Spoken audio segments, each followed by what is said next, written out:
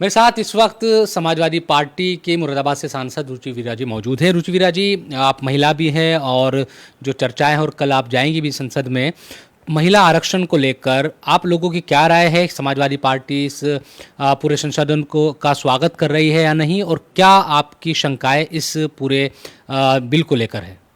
देखिए, हम लोग महिला बिल के विरोध में नहीं हैं, लेकिन महिला आरक्षण के जो बिल के पीछे उसकी आड़ में जो ये पुरानी जो 2011 का सेंसेक्स है उसको आधार बना के जो ये नया परिसीमन लाना चाहते हैं, हमारा इसके लिए विरोध है। पहले जनगणना हो, नया परिसीमन हो, मतलब नया जनसंख्या हो, पहले सेंसेक्स हो नया, और उसके बाद ही ये मतलब नए परिसीमन की बात की जाए।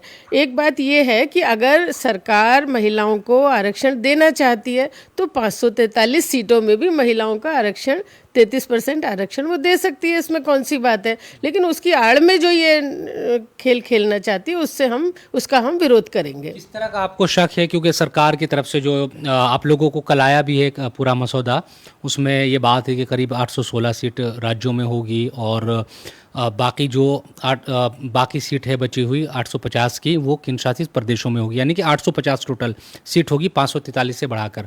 उसमें कोई आपको क्या नीयत ख़राब सरकार की लग रही है? कोई शक है आपको कि 850 की जगह 543 की आप बात कर रहे हैं कि मौजूदा जो स्थिति है लोकसभा की उसी पर ये रहा जाए?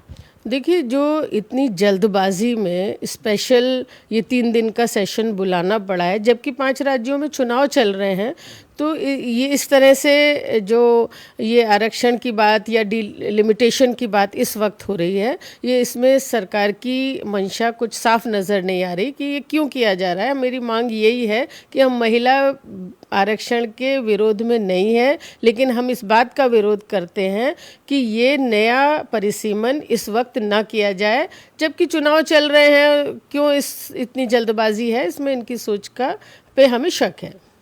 कई महिलाओं से हमारी बात हो रही है पिछले कुछ दिनों से, अलग अलग जो संगठन से जुड़ी हुई है, वो तो इस मामले में कह रही है कि इसी बहाने कम से कम जो 35-32 तक बात की जा रही थी कि तब तक होगा, तो 29 में ही सही कम से कम महिलाओं को आरक्षण मिल जाएगा। और क्योंकि आप खुद सांसद भी हैं महिला, तो और ज़्यादा आप लोगों के लिए भी विकल्प खुल जाएंगे, आरक्षित हो जाएगी सीटें आप लोगों की, तो खुश होने का मौका है।